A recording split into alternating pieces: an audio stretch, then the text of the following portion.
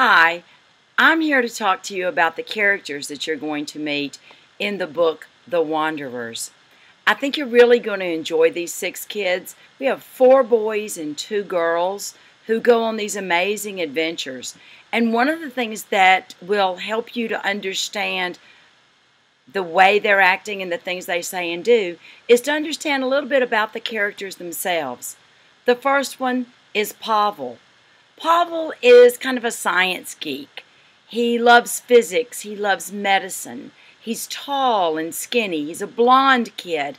He's a little bit awkward around the others, not always sure what to say, but he can be very funny. He's about the closest thing that we have to a medic in the whole group. But the thing that's going to stand out to you most about Pavel is his vocabulary. He has an extremely big vocabulary, so much so that sometimes the other students have no idea what he's talking about. Then there's Kimberly. Kimberly has she's sort of short. She has long chestnut brown hair, and she's very spunky. She's a girly girl. She would be our equivalent of sort of a valley girl if one existed in that time and space. She's girlish, but at the same time, she used to help her dad rebuild old engines from antique cars from Earth. So she has a great understanding of engines and things that make them work and doesn't mind getting her hands dirty. If there's any kind of repair job to be done on this trip, many times Kimberly's the one who steps up to get that done. Then there's Venny. His real name is Ventro, but all of his friends call him Venny. Venny talks almost exclusively in idioms.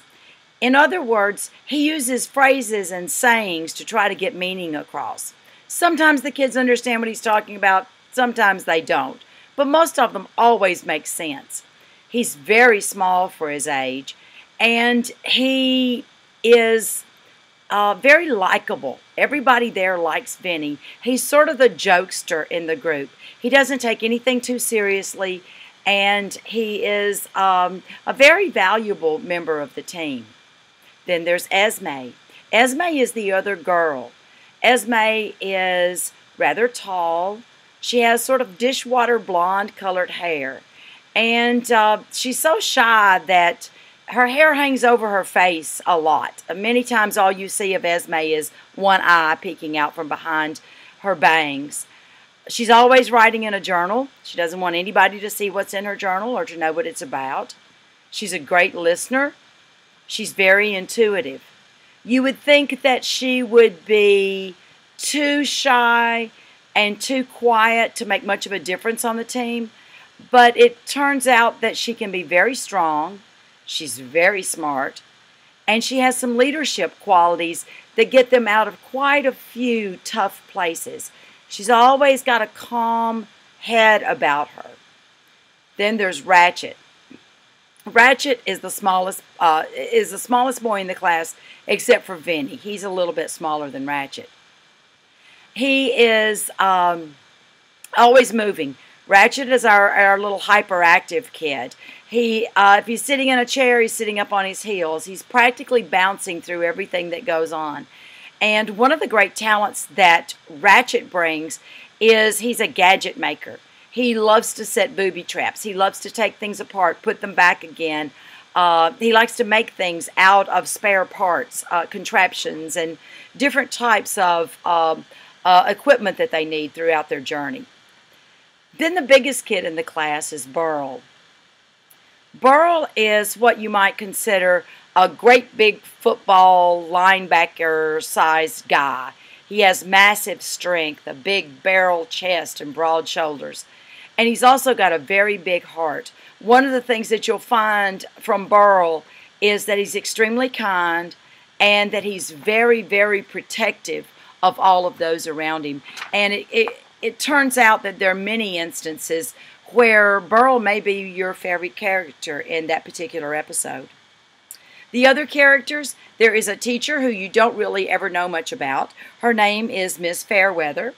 And basically you see her at the very beginning, and until it draws to a close, you're probably not going to see much of Miss Fairweather again.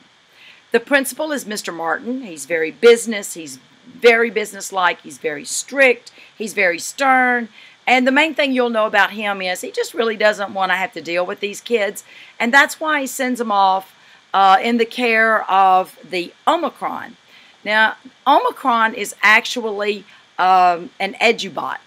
And the edubots in this particular time and place that this story takes place is in charge of children's education. So she is a robot, and she is programmed to deliver information and to teach. The problem with Edubot, or with Omicron rather, in this story is that she malfunctions. And when that happens, it causes the kids in the story to have to go through many ordeals to try and rectify the problem that's happened and to get back to where they need to be. She genuinely likes kids, even though she is just a robot. She is programmed to like kids. So those are our 6 main characters and a little bit of the background on some of the others. You're going to enjoy these kids. They're just like the ones sitting next to you, only they're put in these grand situations where they have to grow, where they have to learn to work together as a team, and where they face struggles they don't really feel prepared to face. Enjoy the Wanderers. They'll be glad to meet you too.